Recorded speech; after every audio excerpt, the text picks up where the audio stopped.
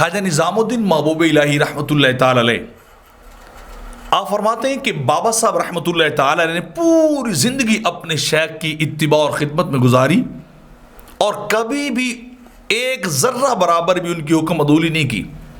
آپ نے خود فرمایا تھا کہ میں نے عمر بھر اپنے مرشد کی خدمت کی، جو مجھے فرماتے تھے میں ہمدن گوش ہو کے سن لیتا اور سر تپا میں اس کے اوپر جو ہے وہ عمل کرتا، جو ہے وہ نمونہ اتباع بن جاتا. جو وہ فرماتے جاتے وہ میں کرتا جاتا. لیکن زندگی میں مجھ سے ایک خطا ضرور ہوئی اور جس کا مجھے آج تک افسوس بھی ہے. ایک غلطی مجھ سے ضرور ہوئی کہ مجھے میرے شیخ کامل قطب دورہ خواجہ بختیار کاکی رحمۃ اللہ تعالی نے فرمایا کہ فرید یہ وظیفہ اور یہ عمل تمہیں کرنا چاہیے. تو میں نے ان کے سامنے کہا کہ نہیں، مجھے یہ دوسرا عمل کرنا چاہیے. تو جب میں نے اتنا صرف بات کی کہ جو شیخ نے مجھے بتایا کہ یہ وظیفہ اور یہ عمل اور یہ ذکر کرو، تو میں نے ان کے مقابلے میں صرف اتنا کہا کہ نہیں میں یہ کرنا چاہتا ہوں. تو خواجہ بختیار کاکی رحمۃ اللہ نے فرمایا فرید اس سے شہرت ہوتی ہے، اس سے ناموری ہوتی ہے، اور ہمارے خاندان چشت میں ناموری کو، شہرت کو اچھا نہیں سمجھا جاتا، لوگوں کے سامنے بڑے پن کو اچھا نہیں سمجھا جاتا. ہم اپنے احوال کو چھپا کے رکھتے ہیں، ہم لوگوں کو نہیں دکھلاتے. ہم بندگی عبادت فقط اللہ کے لیے کرتے ہیں، رب کائنات کے لیے بندگی اور عبادت ہم کرتے ہیں، ریاضت اس کے لیے کرتے ہیں. لوگوں کے سامنے ہمیں اپنے آپ کو آشکارا کرنے کی کوئی ضرورت نہیں ہے. تو تمہیں وہ کرنا چاہیے جو میں کہہ رہا ہوں.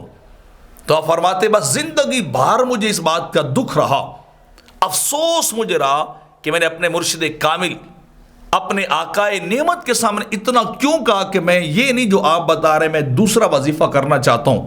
آپ فرماتے ہیں میں عمر بھر اسی افسوس کے اندر مبتلا ہوں کہ کاش میری زبان سے یہ کلمہ بھی نہ نکلتا کہ وہ جو آپ بتا رہے ہیں میں وہ نہیں کرنا چاہتا، میں اپنی مرضی کا وظیفہ کرنا چاہتا ہوں.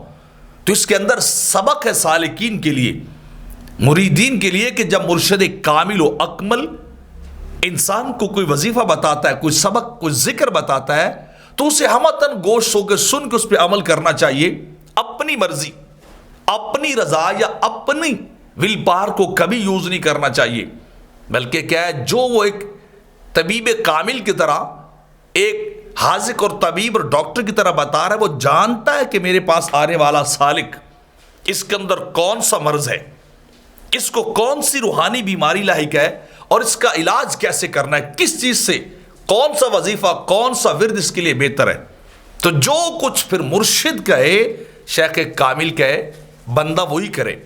دوسرا کوئی بندہ عمل نہ کرنے والا ہو قطعی طور پر.